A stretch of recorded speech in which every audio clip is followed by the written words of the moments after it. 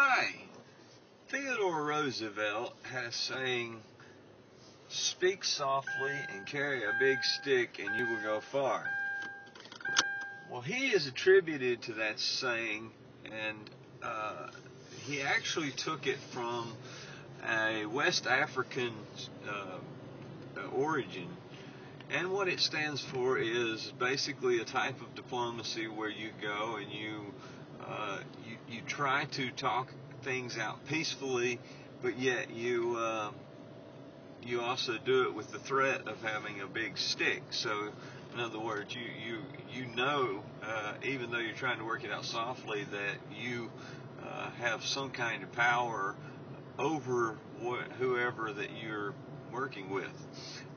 So many times we go through life and we try to live our life by this particular philosophy, and howbeit it may be effective at times, it's rarely effective when you get to dealing with people, particularly with chronic illnesses and any kind of hurts in life. The reason why this is not really effective for those people is those people have already suffered enough pain. So the thought of you beating them over the head with a big stick is not necessarily their biggest worry. And oftentimes, people like myself will learn to defend myself against people who do that.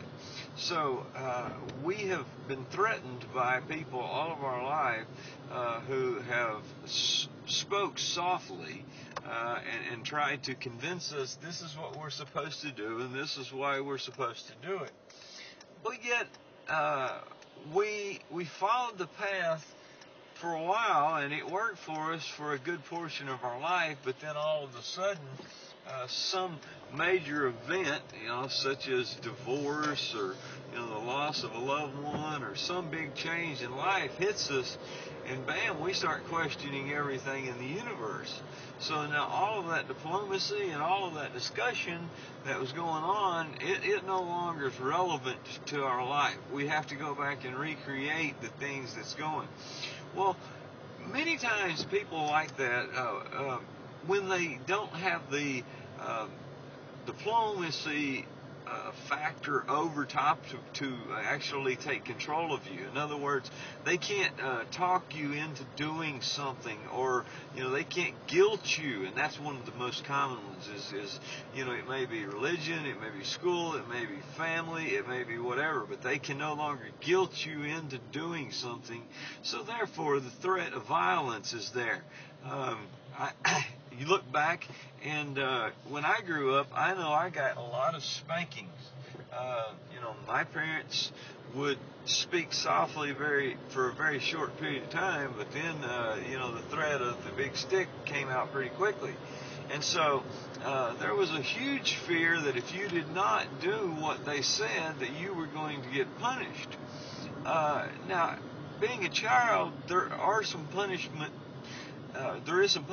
needed, but as an adult, many times we forget the transformation from childhood to adulthood, because we want to take that same philosophy into our adult life. We want to go up to people and we want to say to them, either you believe what I believe, or you're going to get punished. You're going to lose your job if you don't abide by this rule, or if you don't do this just this way, or if you don't believe the way that the company believes in this area, then there's going to be repercussions and you're going to have to pay the penalty.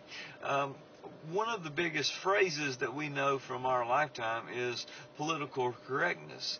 And political correctness, to me, I despise it, because it is the epitome of someone who has talked someone softly into being someone they're not. So I'm going to leave you with this. Think about this statement, and it doesn't mean that Theodore Roosevelt had bad intentions, but nonetheless, he did not come up with a saying. So how many of the sayings that you believe so strongly right now in your life, or you've believed your entire life, did actually come from where you thought they came from, and their origin really mean what you think they mean?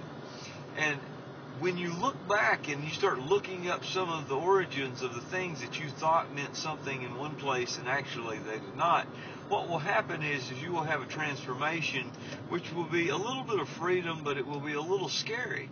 Many people never leave the safety of their own little speak softly world because of the fear of the big stick that might be out there that really may not exist at all. So I encourage you, carry a big stick of your own. Myself, I am a peace-loving man. I do this podcast in search of peace and in search of healing for everyone and every person who listens to every one of the videos, the audios, whatever I do.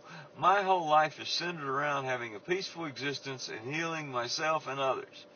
However, on any given day, I have enough ammunition and weapons on my person to fight off an arsenal. I am a firm believer in being able to protect myself. I learned to protect myself when I realized that there really wasn't anyone else in the world who was going to protect me for me. So in case of the big bad wolf, when someone come up to me and they had something more than those soft words, I could combat their big stick. Think about what I'm saying today. You guys have a great day.